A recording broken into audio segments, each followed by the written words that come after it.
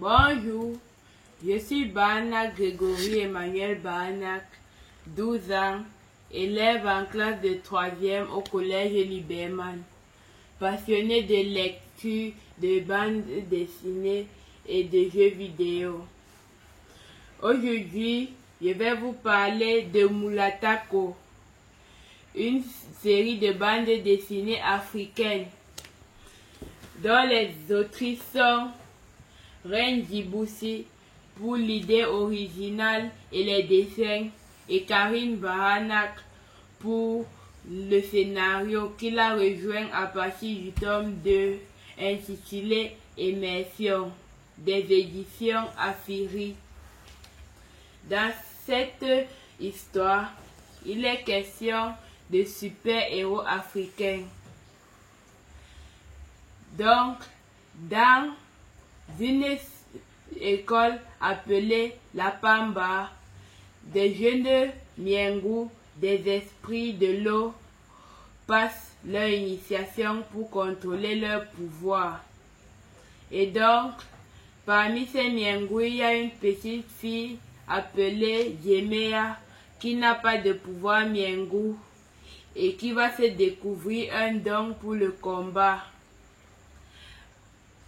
À l'approche de la fin de l'initiation, le conseil de la Pamba découvre que les Miengu, les professeurs et les élèves ont été atteints d'une maladie qui les transforme en mutants.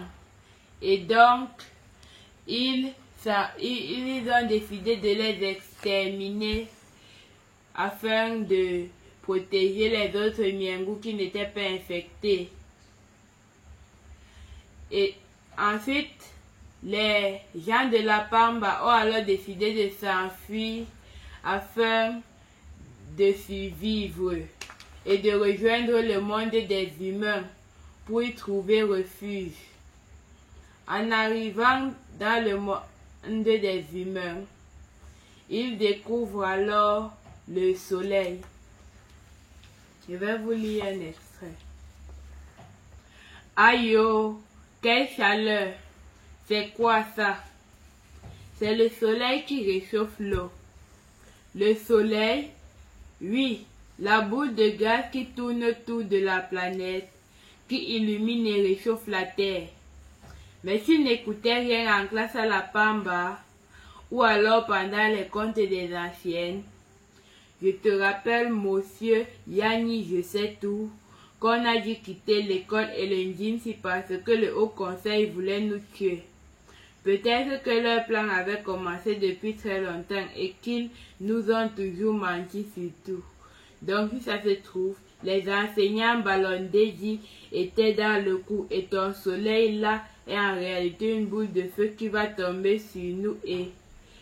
Aka, dis juste que tu n'as pas appris tes leçons. Ça signifie qu'on est bientôt chez les êtres humains alors. Moi je dis que c'est trop chaud et lumineux. Qui a besoin de tant de lumière pour vivre? Et regarde tous ces déchets dans l'eau. C'est suspect tout ça.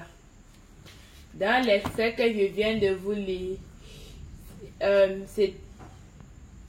jeunes Miengu étaient en train de discuter car ils vivent normalement au fond de l'eau qui est très froid et où il n'y a pas beaucoup de lumière. Donc en arrivant près du soleil et en découvrant la chaleur, ils sont surpris. Donc je conseille cette œuvre à tous les jeunes Africains afin qu'ils s'intéressent aussi à la littérature africaine. Moulatako est juste formidable. Lisez-la et vous m'en direz des nouvelles. Merci.